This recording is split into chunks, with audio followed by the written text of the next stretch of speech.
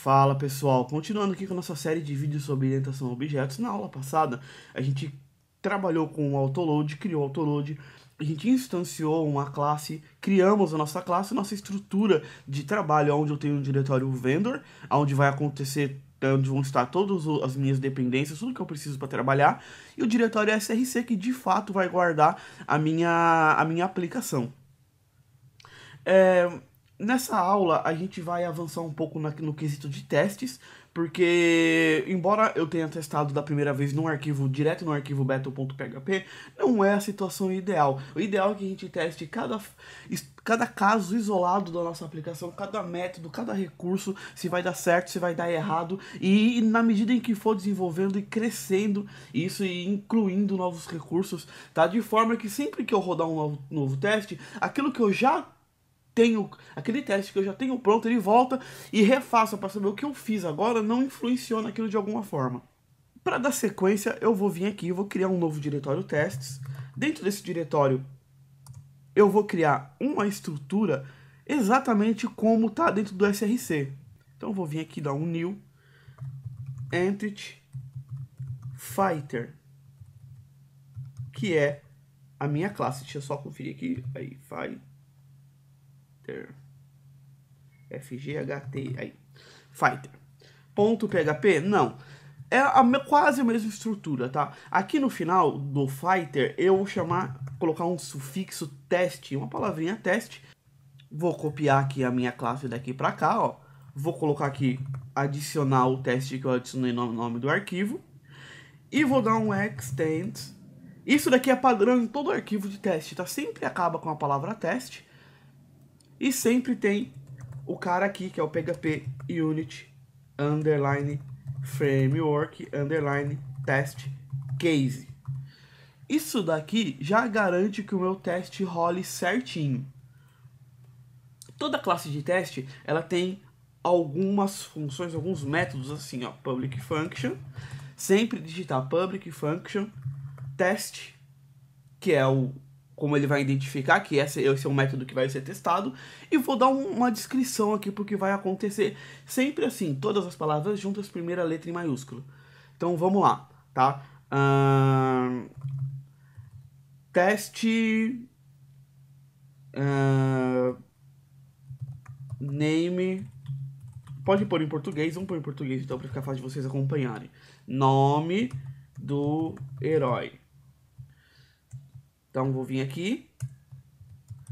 Esse cara que eu acabei de criar aqui é um método, uma função, tá? O método, ele na orientação a objetos é responsável por executar alguma tarefa, por fazer alguma coisa acontecer, tá? Isso, quando eu falo na orientação a objetos, não abrange só o PHP, mas qualquer outra linguagem que você for trabalhar, tá bom?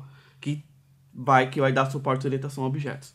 Então, o que eu vou fazer? A primeira coisa que eu vou fazer é instanciar o meu herói. Isso a gente já sabe fazer, a gente fez na aula passada, ó, tá até aqui, vou copiar daqui pra cá. Eu só adianto pra vocês que por conta do nosso autoload, eu não preciso disso aqui, porque eles estão dentro do mesmo namespace. Se não tivesse alguma coisa diferente, eu ia vir aqui, ou ia passar da forma que eu tava fazendo com uma barra no começo, ou ia vir aqui e fazer assim, ó, use, passar todo o meu objeto aqui em cima, assim, tá? E aí aqui dentro eu ia poder usar só o fighter. Esse caso aqui, eles estão no mesmo namespace, então nada disso é necessário. Eu posso só manter assim, ó, aqui tá errado, barra assim, e prontinho. O que eu vou fazer? Vou vir aqui, dar um fighter name igual a Eric Figueiredo. Tá? O que eu vou fazer aqui então? Vou dar um this assert equals, tá? E aqui dentro eu vou passar assim, ó, Eric Figueiredo, da forma que eu fiz em cima, tá? Olha só que legal, tem umas coisas novas aqui. Eu fiz primeiro esse name, esse cara aqui é um atributo, é uma variável, tá? Ele é chamado de atributo porque ele não executa ação nenhuma, ele só guarda uma informação. Nesse caso, está guardando um nome aqui pra gente. E esse cara aqui, esse segundo, a diferença dele pro primeiro é que aqui eu passei um valor com igual, aqui eu estou passando o valor dentro de chaves. Significa que ele é um método, assim como é o nosso teste nome do herói, tá? Então, nesse caso aqui, eu tenho um atributo e tenho um método. Nota que eu usei uma variável chamada this. Essa variável dá acesso ao objeto, a classe que a gente está dentro dela agora, no caso, a nossa Fighter Test, tá? Que é referenciada sempre por this, ou seja, este, que é esse cara aqui. Então, o nosso this assert equals, vou pôr uma vírgula e vou fazer assim, ó. Fighter name. O que eu estou fazendo aqui? Esse assert equals está dentro do PHP Unity Framework, que eu tenho acesso a ele quando eu uso esse extend, se chama, ou seja, tudo que está dentro, todos os métodos que estão dentro do PHP Unity Framework Test Case passam a fazer parte do framework do Fighter Test. E agora eu consigo rodar o assert equals. Como que isso funciona? Funciona assim, ó. Eu passo aqui dentro o valor que eu espero e aqui eu passo o valor que eu vou testar. Então, o valor que eu espero e o valor atual. Maravilha, a gente criou nossa classe de teste, tá? O que eu vou fazer então? Vou vir aqui no meu terminal e vou rodar assim, ó. Vendor bin php unit, vou dar um espaço e vou passar o nome do diretório que eu vou testar. Nesse caso, o meu diretório testes, é onde estão os meus testes, é o diretório que eu preciso passar aqui. Eu consigo passar também o caminho completo a uma única classe para testar, ou um diretório dentro desse testes, tá? Eu tenho essa liberdade de passar o que eu quero. Se eu rodar agora, eu vou retornar um erro aqui, tá? Falando que ele não conseguiu encontrar a classe Fighter, tá? Nesse caso aqui, eu preciso habilitar o meu autoload, que é o autoload do Composer. A gente já fez isso antes, a gente fez aqui no Battle, ó. A gente já pegou esse caminho, vou ter copiado aqui, dá um Ctrl C. Aqui eu vou passar um cara assim, ó. Traço, bootstrap, e aqui o meu arquivo. Aqui ele deu erro porque a classe Fighter não foi encontrada, é verdade, ó, não tem essa barra no começo. Essa barra aqui, ela significa que a classe é para puxar a partir da raiz. Quando não tem, ele vai puxar com base nesse namespace que tá aqui, tá? Então, às vezes, quando a gente faz, por exemplo, o PDO aqui dentro, tá? Ele dá erro, porque a gente precisa colocar aqui e informar que é a partir da raiz, que ele não faz parte desse namespace. Então, deixa eu tirar a barra, vir aqui, rodar de novo. Maravilha. Só que assim, eu acho meio cansativo passar isso daqui, tá? Toda vez ficar passando aqui. Por exemplo, eu também gosto de vir aqui e passar um colors, tá? Eu gosto sempre de passar essa flag, assim, ó, colors always, porque ele fica coloridinho, como é que fica mais legal, tá? Só que fica cansativo toda vez ficar passando isso daqui. Eu venho aqui, dou um new, phpunit.xml.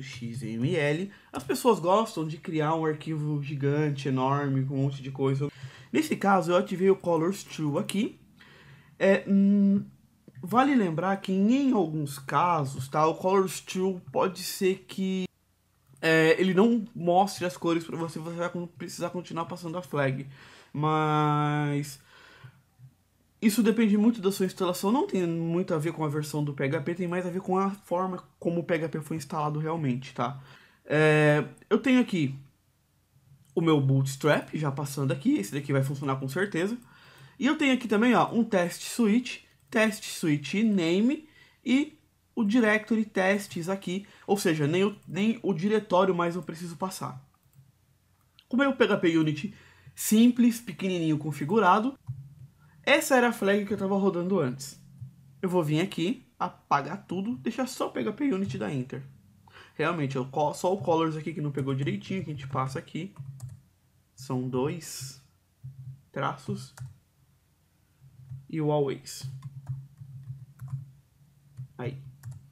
E nesse ponto, a gente já tem então os nossos testes, nosso primeiro teste funcionando, embora não seja isso que eu quero, tá? Eu quero que o nosso teste funcione assim, ó.